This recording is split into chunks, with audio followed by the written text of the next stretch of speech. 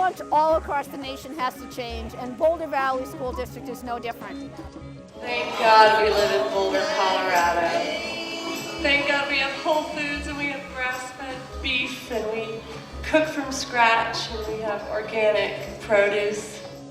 And then we send our kids to school and they eat food that could live on the shelf for 100 years. High fructose corn syrup, again, high fructose corn syrup, trans fats, hydrogenated soybean oil. I don't eat school lunches because they're not good. They're really gross, and you can bounce them You can bounce the food like 12 feet high. The CDC has said of the children born in the year 2000, those are 7 and 8-year-olds, these babies, right? They're in first, second grade in all of our schools here in Boulder. Those children, 1 out of every 3 Caucasians and 1 out of every 2 African Americans and Hispanics will have diabetes in their lifetime. Diabetes. Most before they graduate high school. The USDA, the United States Department of Agriculture, has set the nutritional guidelines so low that a school district can serve chicken nuggets, tater tots, chocolate milk, and canned fruit cocktail. And that's a reimbursable meal. We have to change this. We have to feed our kids differently. We have to teach them what good food is and the symbiotic relationship between healthy kids, healthy food, healthy planet. I'm really interested in this project because there's a lot of research that supports the relationship between nutrition and academic performance. What kids eat really impacts how they learn. What I'm super excited about is that our school board president and our superintendent is providing the kind of strong leadership on this issue, and they've brought Ann Cooper in to work with our district food services personnel to make these changes, because without that, I could not make this change on my own. The School Food Project is a collaboration of a number of groups and people, but led by the district, that's overseeing and will help implement all of the changes to the Nutrition Services Department for our children. And what we're really going to try and do is segue from a system that's got highly processed food in it to one where we're feeding kids great, whole, delicious, nutritious food made from scratch, fresh fruits and vegetables, and a high priority on locally sourced items. There are 5 issues that we have to really work on as we start to make these changes. Food, where are we going to get it and make sure it's healthy?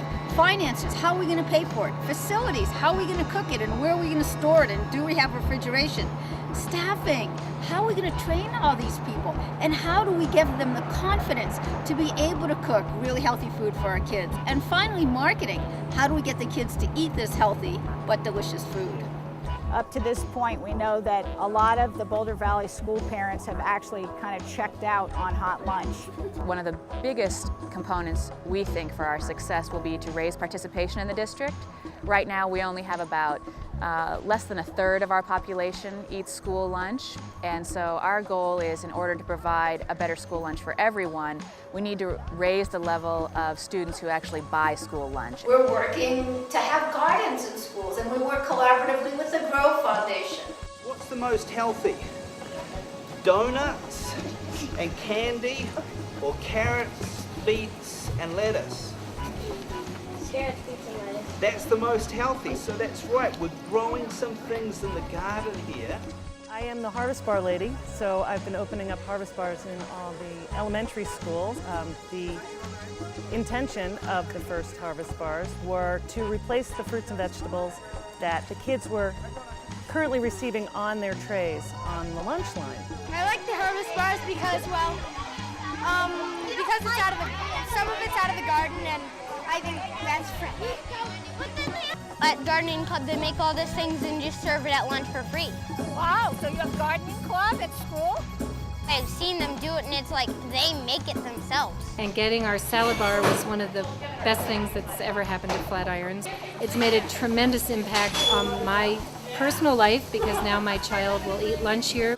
This is my 4th helping of salad, and it's delicious, so I really like the salad. This is something that's so important, but it's a really, really big project. We need it takes a village. In this case, it takes an entire community. And I have this wonderful staff. I have 165 people who really care and want to help feed our kids better food. But everyone has to be involved.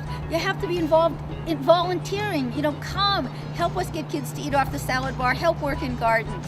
You have to make sure that your kids are eating the school lunches.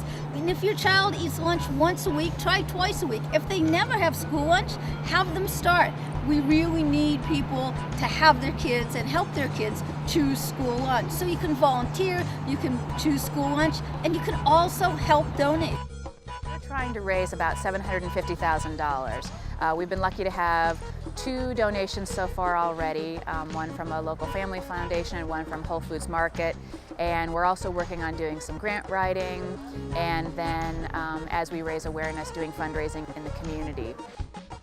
Whole Foods Market is a partner of the School Food Project, Boulder Valley School District, and we are, for a full year, having all of our bag donations go to support funding of the School Food Project.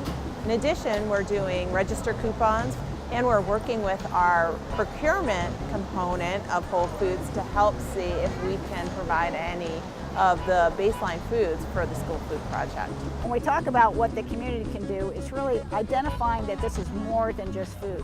This is changing our whole community's approach to what we want our kids to grow up to be. We need to learn how to make healthy lunches, unlike the ones that our school provides us now. And so I'd really like to see a change in that, so in the future, we'll have a better community. At the end of the day, it should be a birthright in America that every child has a healthy meal and a delicious meal every day in school. Every child in our country deserves it. And when they have that, they will be the best they can be.